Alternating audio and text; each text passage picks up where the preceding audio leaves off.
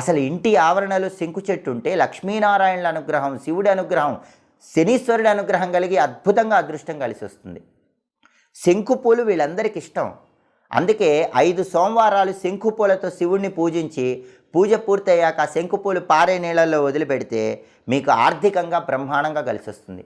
మంగళవారం ఆంజనేయ స్వామిని శంకు పూలతో పూజిస్తే వ్యాపార పరంగా బ్రహ్మాండమైన అభివృద్ధి ఏర్పడుతుంది. బుధవారం విష్ణుమూర్తిని శంకుపూలతో పూజిస్తే వ్యాపారం, ఉద్యోగంలో తిరుగులేని విజయాలు వస్తాయి. అలాగే శనివారం నవగ్రహాల దగ్గరికి వెళ్ళి శని విగ్రహం దగ్గర శంకుపూలు పెట్టొస్తే జాతకంలో శని బలం లేకపోయినా బ్రహ్మాండంగా శని బలం పెరుగుతుంది. కాబట్టి శంకుపూలకు అంత శక్తి ఉంటుంది.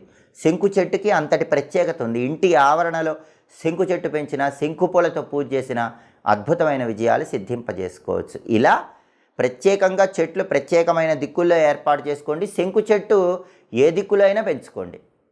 ఉత్తమ ప్రయోజనాలను అందిపుచ్చుకోండి.